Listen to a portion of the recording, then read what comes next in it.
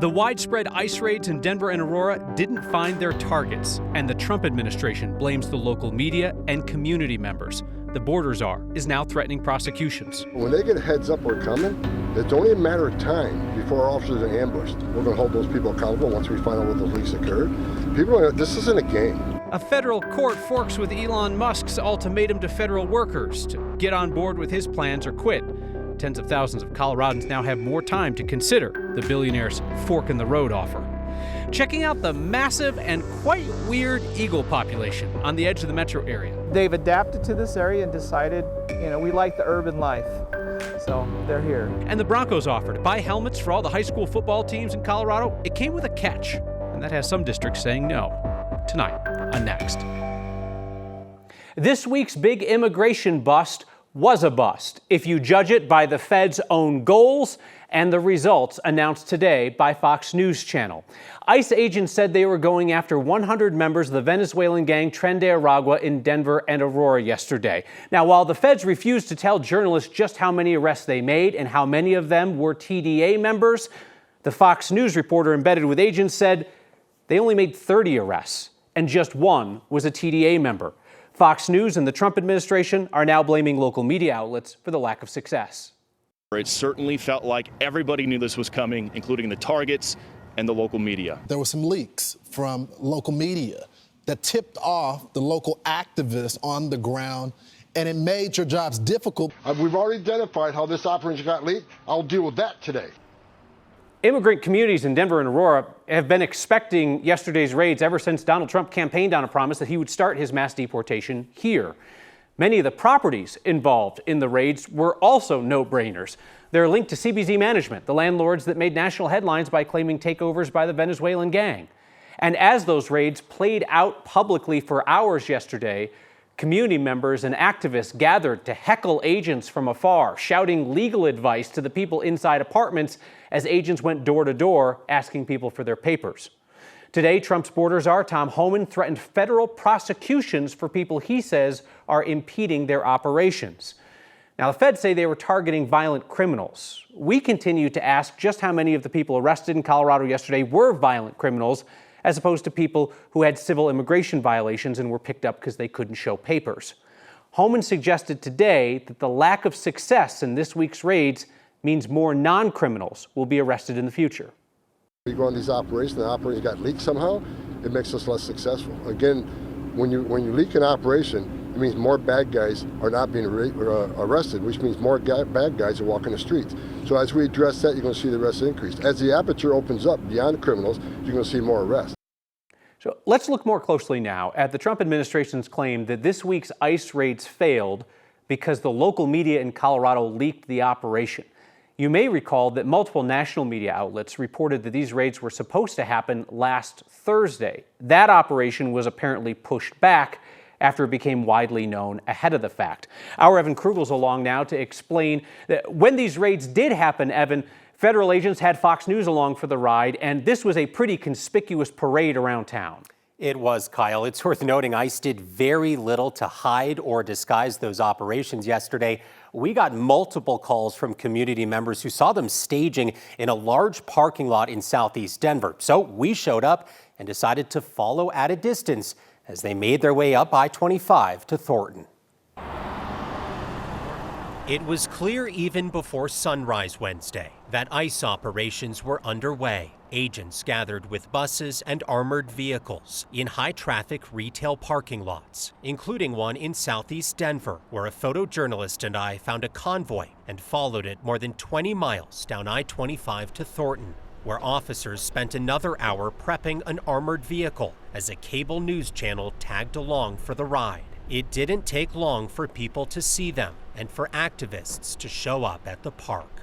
And what is happening with President Donald Trump is that he is, and his administration is, creating a spectacle. Kareem El-Damanhouri is a journalism professor at DU and says he was not surprised to see such a visible operation and to see select national media invited along to showcase it. He says look no further than President Trump's campaign promise in October to target Colorado. We will have an Operation Aurora at the federal level. NBC reported the operation was supposed to start last week, but it was pushed back after the plans became public. The operation was leaked. And again, we're going to hold those people accountable once we find out what those leaks occurred. This isn't a game. Border Czar Tom Homan said Wednesday's operation was less successful because of supposed leaks. We may have to stop the media ride-alongs because I'm not pointing the finger at them, but the less people that know about these operations, the safer it is for our agents. Some leaks can be harmful to certain operations, some leaks aren't. So it's just a matter of social responsibility in a way, both by the politicians and by the media. So it applies both ways. Eldaman Houri says journalists will play an important role in the weeks to come as we wait to find out how many people were actually arrested and why. People tend to forget, or certain things tend to dissipate. So this is, again, role of the journalists to try to follow up on those type of stories and find out, what has been going on, what are the updates of people who might have been caught up in the midst of that. To be clear, we as an organization are not accepting any invitations for ride-alongs with immigration officials at this time. We will, however, continue to respond and report on what we see at those operations. Kyle. Another thing that I heard today on Fox News was surprise that when the immigration agents got to some of these infamous apartments in Aurora, that they were largely empty.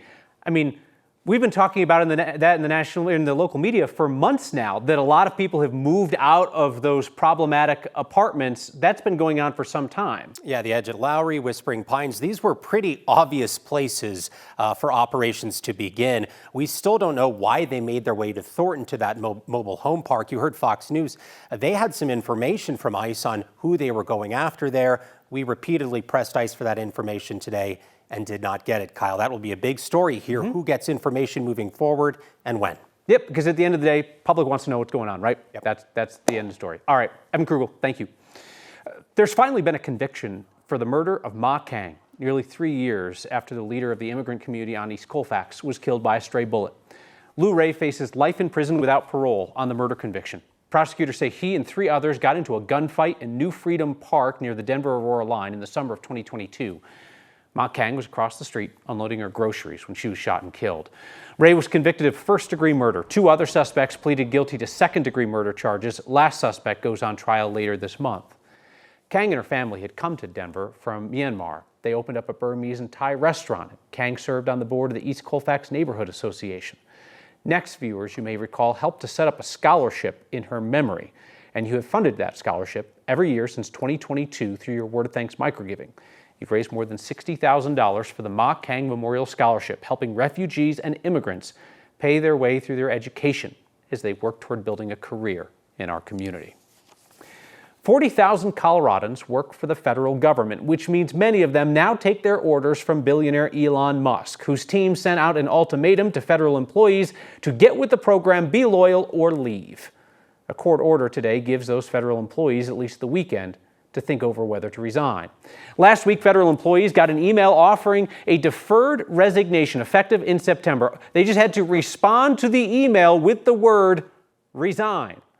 This immediately led to mass confusion, like whether people would keep working through September if they emailed resign, whether the buyouts would be honored by the Trump administration, whether so-called critical personnel like IRS employees or VA medical staff could just resign.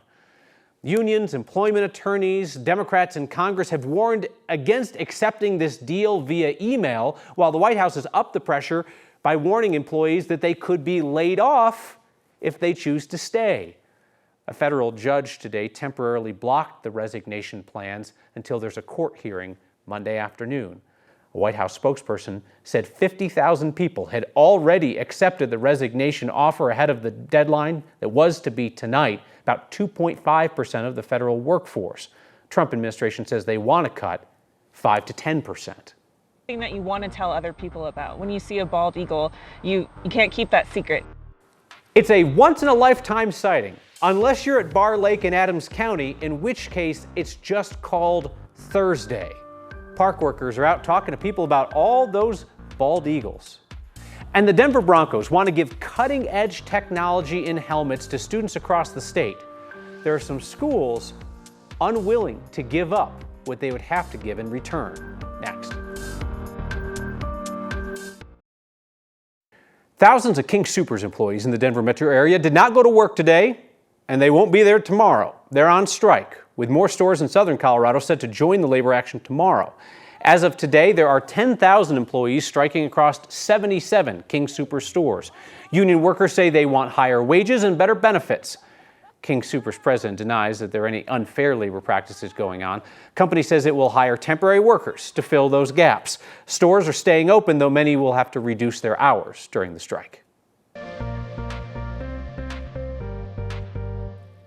Not a bad day today. Sunshine, lighter winds, 52 downtown, temperatures in the upper 40s around DIA, and really kind of a nice evening out there. The evening drive well underway, and things seem to be moving along just fine. Change is coming in for the weekend after a really nice Friday. We're going to go to 64 degrees tomorrow with lots of sunshine. Temperatures this hour still comfortable. 49 in Denver, 66 in Trinidad, 67 in Grand Junction. We've come down now with the setting sun into the upper 30s and lower 40s. Watching the wind out of the south, it has decreased over the last 2 hours, minus some of those higher terrain areas and higher passes like Kenosha Pass and Loveland Pass. The winds will be picking up in advance of a system that will start to bring snow to the mountains tomorrow. Winter weather and travel advisories go out for Rabbit Ears Pass, the Elkhead, the Park Mountain ranges for 6 to 12 inches of snow by Saturday and areas of blowing snow. We're not going to see a lot of snow in Denver, but a few light snow showers overnight on Friday into Saturday morning may be impactful if you've got things to do Saturday morning, but all of the really good accumulation is going to stay above 7,000 feet in the northern and central mountains. There may be a few more snow showers late Saturday into early Sunday, but totals are really ½ inch to an inch max the way things look now. Comfortable evening, terrific Friday coming up, sunshine and 64. Colder for the weekend with a chance for some light snow, and even colder midweek. Highs in the 20s Tuesday and Wednesday with a chance for additional snowfall as we move into Wednesday morning. The bald eagle was officially declared the national bird of the United States in December, which kind of feels like something that we did almost 250 years ago, but apparently they didn't get the paperwork done. Barr Lake in Adams County is home to a ton of them. Our Byron Reed went out there. It's funny sometimes too, you know, like where you can see her from. Tom Kajiwara and Kara Van Hoos love their jobs. Yeah, it's a little breezy today. Even on days like this. You know, it's tough to see anything. Your scope is moving, your binoculars are moving, your hair's in your face. But oh, there they go. Tom is a volunteer for Colorado Parks and Wildlife. Kara is the group's spokesperson. Both are enduring the wind to get the word out about the bald eagles who make Barr Lake their nesting destination. we have a highway, we have a railroad, we have cars, we have trucks, we have facilities over here. But they've adapted to this area and decided, you know, we like the urban life. So they're here. It's something that you want to tell other people about. When you see a bald eagle, you can't keep that secret. The two are on a mission to keep this place feeling like home. This is the park where the first bald eagle nest was spotted in 1986 along the Front Range. And we've had that nesting pair here and nests in Barr Lake State Park ever since. The 2,700-acre park is home to more than 100 bald eagles during the winter, a number they've seen increase throughout the years. In 2024, we observed over 300 known bald eagle nests.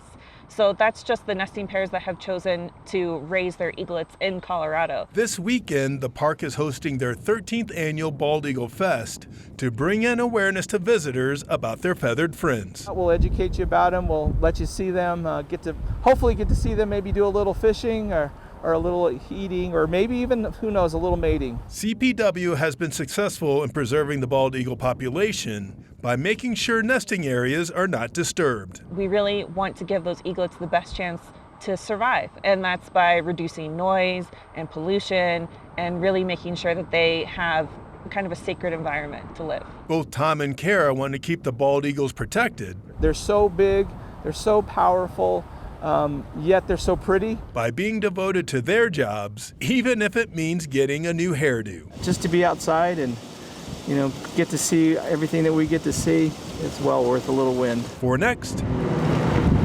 I'm Byron Reed. People are going out there to watch the birds mate, not judging. Whatever butters your biscuit. Parks and Wildlife says a half-mile closure of that trail at Bar Lake will be enforced starting in mid-March to keep the eaglets safe until they're grown. Well, you know what they say about no good deed. The Denver Broncos unveiled their largest philanthropic gift yet, and high schools on the receiving end aren't sure they want it. That's next. Broncos got huge praise last week for their offer to give away more than 15,000 helmets to high school teams. Our Spencer Soysher explains why just 30 of the 277 schools involved have said yes. Earlier this morning, the Denver Broncos Foundation launched an innovative and game-changing new program called All In, All Covered. Last week, the Broncos made their biggest charity contribution since the contract they gave to Russell Wilson. I feel like a collective wow would be in order. The Broncos pledged to give out more than 15,000 brand new high-tech Riddell football helmets to 277 high schools that play tackle football under the Colorado High School Athletic Association. This being the largest philanthropic investment in Broncos history. I just want that to sink in for you. But as the Denver Post first reported Wednesday, the fancy high-tech custom 3D fit helmets present a privacy problem. That 3D fit will take place. The image is uploaded to the cloud, which is then pulled at Riddell's factory to put the helmet together. Look right here on page 7 of the Broncos handout to schools. Riddell owns the data and uses the de-identified information for product development. According to the program, each athlete's information can be submitted anonymously by the schools, but the privacy aspect of student data is a hang-up. In the spirit of the number of Broncos Super Bowls, we asked the 3 largest school districts in Colorado if they were in or out. Denver Public Schools says it needs to have a data privacy agreement with any organization collecting data on students. Jeffco Schools told 9 News they are not out on the program yet either, but they're evaluating. And Dubco didn't return our calls, but told the Post it is also weighing whether to accept what's supposed to be a gift that everyone wants. Riddell got back to us within the last hour or so. The company reiterated teams could fully put in anonymously who the helmet was going to go to, but it did not say they would give schools the right to that data. The Broncos said they couldn't do an interview for this story, but added that nearly 30 schools have already signed on to the program that launched about a week and a half ago. It's deeply, deeply interesting. So we'll stay on top of this and see where it goes. Spencer Soysher, thank you so much. I have an email from a federal employee in Colorado that I'm going to read you next. I got an email from a woman who says she's a federal worker weighing Elon Musk's resignation ultimatum. I want to read this to you at length. It says, I ran the numbers day after day. Can I retire? I'm a field representative for the U.S. Census Bureau. Spent more than a decade going to randomly selected addresses, asking questions of people to gather statistics on employment, inflation, health, housing, veterans, education, etc. She says, I've tried to do my job well and in an ethical way. Doesn't matter if I'm speaking to a wealthy woman in a gated community or an undocumented mom in a rundown apartment. I listen to their concerns and treat them with kindness and respect. She says, I work all hours of day and night whenever people are available. I work in the rain, snow, and heat, climbing icy outdoor staircases, getting bitten by ranch dogs. She says, this year I made $36,000 in what people act like is my cushy government job.